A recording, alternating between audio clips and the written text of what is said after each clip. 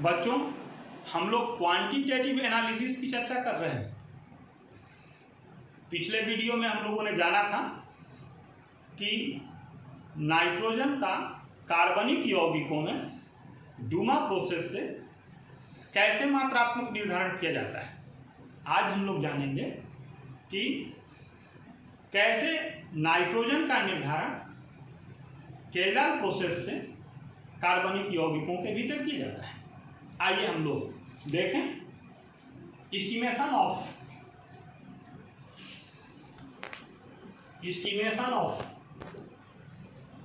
Nitrogen bye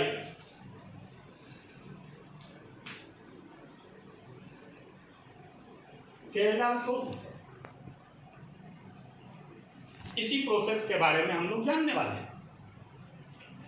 सबसे पहली बात तो इसकी थियरी जानेंगे कि थियरी क्या है। तो नाइट्रोजन कंटेनिंग ऑर्गेनिक कंपाउंड जो है, नाइट्रोजन कंटेनिंग ऑर्गेनिक कंपाउंड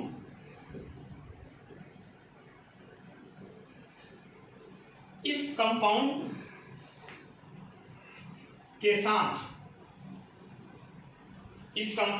साथ सल्फ्यूरिक एसिड H2SO4 K2SO4 ये बॉइलिंग पॉइंट इंक्रीज करने वाला है। ये सल्फ्यूरिक एसिड इसमें डालते हैं और फिर हम लोग प्राप्त कर लेते हैं अमोनियम सल्फेट। कैटलिस्ट के रूप में इसमें CuSO4 का भी उपयोग किया जाता है। ये कैटलिस्ट है, ध्यान रखिएगा। बहुत सिंपल सी बात है, हमने बताई। नाइट्रोजन कंटेनिंग ऑर्गेनिक कंपाउंड हो, उसमें कंसंट्रेट सल्फ्यूरिक एसिड मिला के हीट करना है, K2SO4 उसमें मिला देना है, ये बॉइलिंग पॉइंट के लिए मिलाना है और कॉपर सल्फेट मिलाना है। ये काम करेगा कैटलिस्ट का और अमोनियम सल्फेट में बदल जाएगा ये पूरा का पूरा। लेकिन ध्यान रखेंगे फिर से कि इस नियम की, इस सिद्धांत की कुछ सीमाएं हैं। एजो कंपाउंड, एजॉक्सी कंपाउंड, नाइट्रोक्रम कंपाउंड, नाइट्रोसो कंपाउंड और नाइट्रोजन कंटेनिंग एरोमेटिक कंपाउंड। इस रिएक्शन से पूरे अमोनियम सल्फेट नहीं बनाते और यहाँ पर विचलन होता है। इनके लिए ये विधि सही नहीं है। तो फिर से हम लोग ध्यान रखेंगे क्या क्या, नाइट्रो, नाइट्रोसो, एजो, एजॉक्सी और एरोमेटिक कंपाउंड जिनके पास नाइट्रोजन हो इस रिएक्शन को नहीं देते। फिर ये जो डाइजेस्टिव अमाउंट है इसके साथ और बहुत सारे चीज हैं। इसको हम लोग क्या करते हैं कि इसमें KOH या NaOH मिला देते हैं और मिला करके ड्रॉप वाइज डालते हैं और डालने के बाद हीट करते हैं केल्डार प्रोसेस में, तो अमोनिया गैस मिलती है। अमोनिया गैस मिलती है और इस अमोनिया गैस को स्टैंडर्ड H2SO4 से प्रवाहित करते हैं। तो एड्जॉर्प्शन होता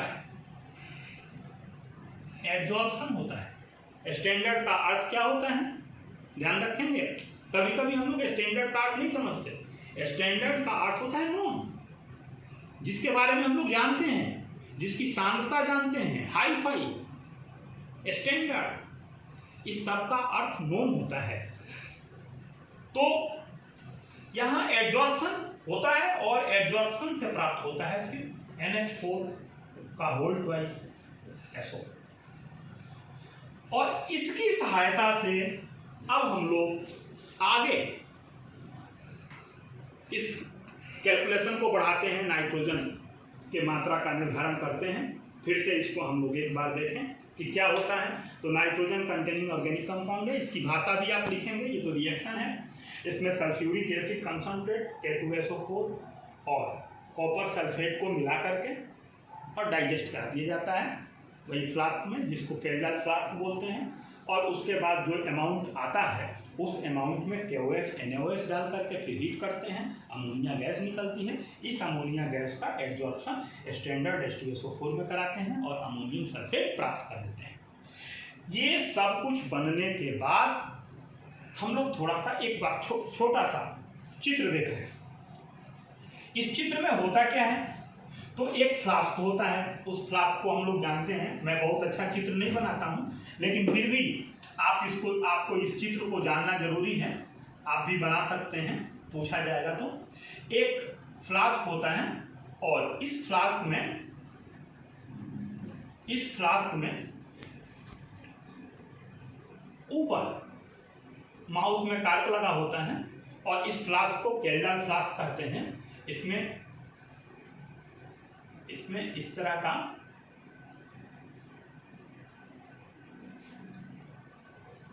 कैल्डर ट्यूब लगा होता है और इसी से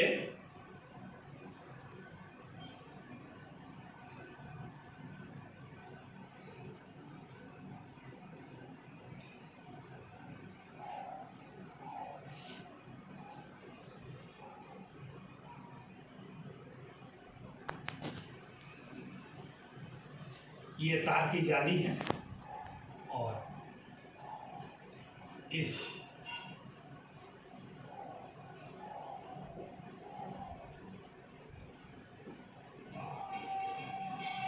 ये तार की जाली है और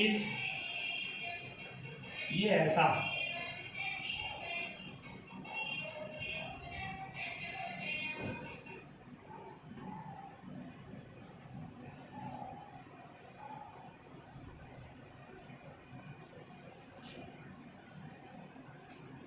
ये लैंप है, गैस लैंप। ये हीटर है, that is known as bath. ये वायर गैस है,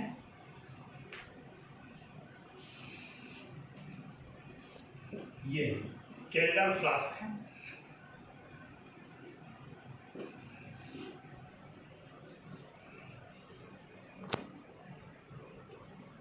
ये कैल्डर फ्लास्क है, ये कैल्डर ट्यूब है,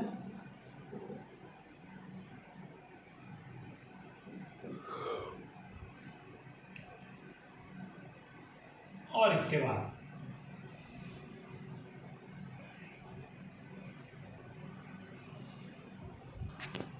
ये इसके ऊपर पानी का जैकेट लगा हुआ है। इसको हम लोग कंडेंसर के नाम से जानते हैं।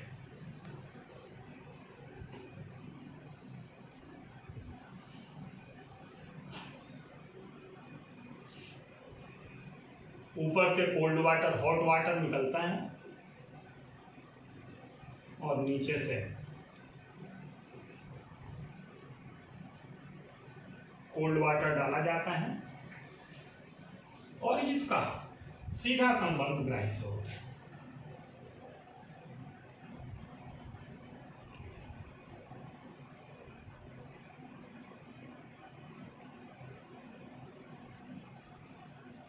और इसी में स्टैंडर्ड H2SO4 होता है। ये रिसीवर है,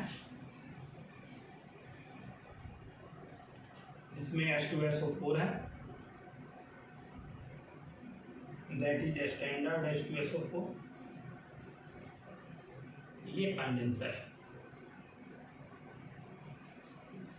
ये चित्र है जिस चित्र को हम लोग बनाएंगे और इसके बाद इसी का नीचे प्रोसीजर लिख करके इसी चित्र का वर्णन करते हैं। जब प्रोसीजर लिखते हैं तो जैसे जैसे ये चित्र अरेंज है, इसी अरेंजमेंट को लिखते हैं। इसको नामांकित चित्र बोलते हैं। स्वच्छ साफ बनाएंगे, नामांकित बनाएंगे, सारे नाम लिखे हों और इसी चित्र का प्रोसीजर में वर्णन करते हैं। मैं फिर से कहूँ, ये बोर्ड में जब पूछे जाते हैं तो इसकी बहुत अधिक महत्ता नहीं है प्रोसीजर के लिखने की, लेकिन इसका महत्व है चित्र का। तो इस चित्र को हम लोग जानेंगे और थियरी लिखेंगे और थियरी के बाद, चित्र के बाद प्रोसीजर लिखेंगे। प्रोसीजर लिखने के बाद आइए इसका कैलकुलेशन करें। कैलकुलेशन कैसे होता है मिटा दिए थे, आपने इसको नोट कर लिया होगा। इसके बाद लिखते हैं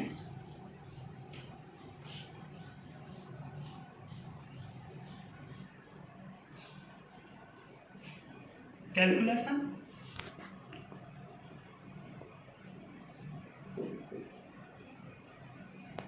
कैलकुलेशन, इसका जब कैलकुलेशन हम लोग करते हैं तो इस कैलकुलेशन में सबसे पहले वेट ऑफ ऑर्गेनिक कंपाउंड, जो ऑर्गेनिक कंपाउंड जिसमें हम लोग निकालना चाहते हैं कि इसमें कितना नाइट्रोजन है, उस ऑर्गेनिक कंपाउंड का वेट लेते हैं, दैट इज m ग्राम।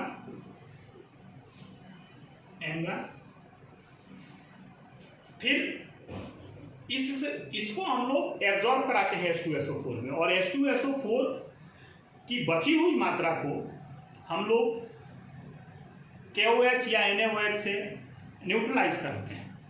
तो अगर H2SO4 ml equivalent of H2SO4 is equal to N1V1, ये नॉर्मलिटी है, ये इसका वॉल्यूम है, इतना हम लोगों ने लिया था। अब इसमें जो बच गया H2SO4 जो एब्जॉर्ब हो गया वो तो ठीक है, जो बच गया उसको न्यूट्रलाइज कराया, तो जो न्यूट्रलाइज कराया उसके लिए जो taken KOH solution for remaining H2SO4 is equal to N2V2, then used H2SO4 is equal to ml equivalent of ammonia. This is equal to N1V1 minus N2V2, that is Nv। अब इसको समझें, समझने की जरूरत है। यहाँ पर सबसे मुश्किल स्थिति है बच्चों के लिए कि ये m ग्राम ऑर्गेनिक कंपाउंड था, इस m ग्राम ऑर्गेनिक कंपाउंड को जब कैल्डाइट ट्रीटमेंट दिया गया तो उससे अमोनिया गैस निकली, जैसा थ्योरी में हम लोग देख रहे हैं। उस अमोनिया को हम लोग स्टैंडर्ड H2SO4 में एब्जॉर्ब कराया, लेकिन H2SO4 बचा रह गया, इसलिए कि जितनी अमोनिया निकली H2SO4 अधिक था, तो जो अधिक H2SO4 था उसको फिर KOH सॉल्यूशन से न्यूट्रलाइज कराया गया। तो कितना यूज हुआ अमोनिया को एब्जॉर्प्शन में अमोनिया के, तो जितना अमोनिया के एब्जॉर्प्शन में यूज हुआ वही नॉर्मलिटी और वही ml इक्विवेलेंट, अमोनिया का ml इक्विवेलेंट होगा। इसको हम लोगों ने पीछे पढ़ा है, इसको लॉ ऑफ इक्विवेलेंट हम लोग कहते हैं, तुल्यता का नियम हम लोगों ने पढ़ा है कि तुल्यता का नियम क्या है। तो उसमें हम लोगों ने ये जाना है कि अगर एक कोई सॉल्यूशन है वो दूसरे सॉल्यूशन से न्यूट्रलाइजेशन रिएक्शन देता है तो पहले का ml इक्विवेलेंट दूसरे के ml इक्विवेलेंट के बराबर होता है। इसको हम लोगों ने पहले से ही जान रखा है। अब ये अगर n सांद्रता का भी ml सॉल्यूशन हो, अगर n सांद्रता का 1 लीटर सॉल्यूशन हो तो अमोनिया 1 लीटर सॉल्यूशन हो, ध्यान रखिएगा 1 लीटर सॉल्यूशन हो तो उसमें नाइट्रोजन की मात्रा कितनी होगी। अमोनिया का सूत्र NH3 है। अब इसमें नाइट्रोजन 14, हाइड्रोजन 3, कुल 17। तो आप 1 लीटर n सॉल्यूशन बनाएंगे 1000 ml NNH3 सॉल्यूशन बनाएंगे, तो NNH3 सॉल्यूशन 1000 बनाने के लिए अमोनिया यूज कितना होगा, 17 ग्राम। आप यहां लिख भी सकते हैं, for 1000 ml NH3 solution used NH3 is equal to 17 ग्राम। इतना ग्राम 1000 ml NH3 solution used NH3 जो होगा वो 17 ग्राम होगा, और 17 ग्राम में कितना ग्राम नाइट्रोजन होगा। देन वैल्यू ऑफ नाइट्रोजन,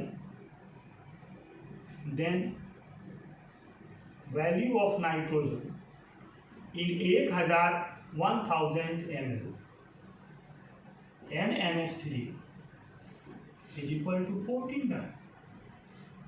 इसमें कोई कठिनाई आपको नहीं होनी चाहिए कि 1000 ml अमोनिया के विलयन में 14 ग्राम नाइट्रोजन होगा। तो हम लोग इसी के आधार पर कैलकुलेशन को आगे बढ़ा सकते हैं। आइए देखें, ऊपर से मिटाऊं, इसको आपने नोट कर लिया होगा। अब देखिए,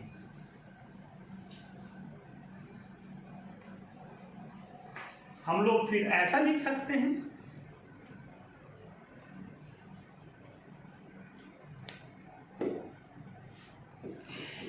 कि इन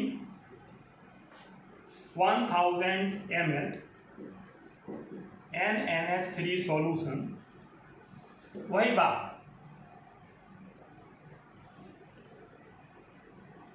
value of nitrogen is equal to 14 gram.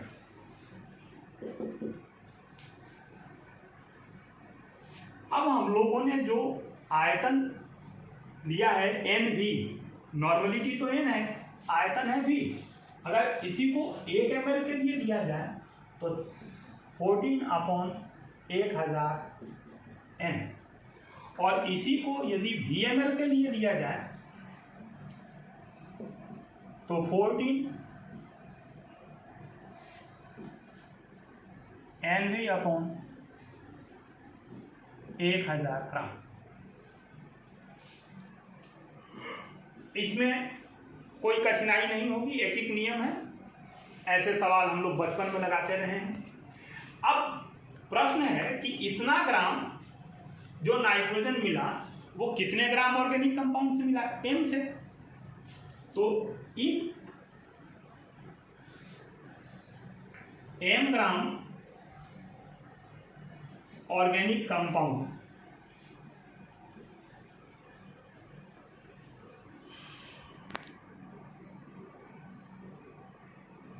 Value of nitrogen is equal to 14 NV/1000 gram. ये एक में 14 NV/1000 इंटू M, इसीलिए 100 में 14 NV/1000 into M 100, 10% of nitrogen is equal to 1.4 NV/M।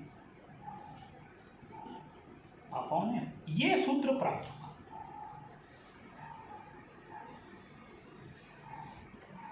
आप इसको ध्यान से देखें, ये 1000 ये 100 कैंसिल हो जाएगा और 1 0 बचेगा, तो 1.4 लिख देंगे यहाँ NV/M। और नाइट्रोजन की वैल्यू इस विधि से जब निकाली जाएगी तो इस सूत्र का उपयोग किया जाएगा केल्डर विधि से। तो हम 2 विधियों का अध्ययन किया नाइट्रोजन के एस्टिमेशन के लिए, पहली विधि डोमा और ये दूसरी विधि केल्डर प्रोसेस। इस वीडियो को ध्यान से देखेंगे, लाइक करेंगे, सब्सक्राइब करेंगे, शेयर करेंगे, और आगे पढ़ने के लिए अगले वीडियो का इंतजार करेंगे। Thank you.